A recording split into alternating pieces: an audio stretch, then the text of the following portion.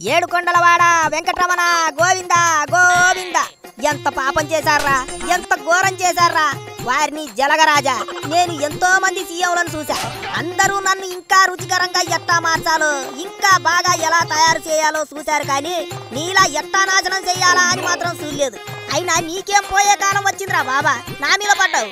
5 ఏళ్లు నువ్వు చేసిన దరిద్రాలకు ఆ స్వామివారికి కూడా కోపం వచ్చింది. అందుకే నీ బతుక్కి 11 సీట్లు ఇచ్చాడు. అయినా నీకు బుద్ధి రావటం లేదు. మన దేశంలో కర్ణాటక, పంజాబ్ రాష్ట్రాల్లో తప్పితే ఇంకెక్కడా స్వచ్ఛమైన ఆవు నెయ్యి దొరకదురా బాబా. కానీ నువ్వు వాటిని పక్కనెట్టి బయట నుంచి బట్టరాయిలు దిగుమతి చేసుకున్నావు.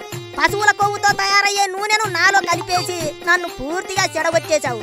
ఎందుకే అంతలా పగబట్టావు నా మీద? దేశంలోనే కాదు, ప్రపంచంలోనే నాకంటూ ఓ ప్రత్యేకత ఉంది. శ్రీవారి లడ్డు అంటే ఒక బ్రాండ్. అయినా ఏనాడైనా నువ్వు నీ ఇంటి ఆవిడ కలిసి స్వామివారి దర్శనానికి వచ్చారా?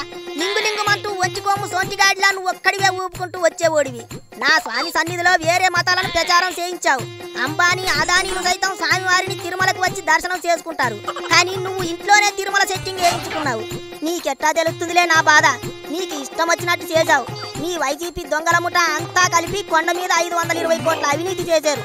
ఇదేటన్నా న్యాయమా చెప్పు? పవిత్రమైన నన్ను అపవిత్రం చేశావు.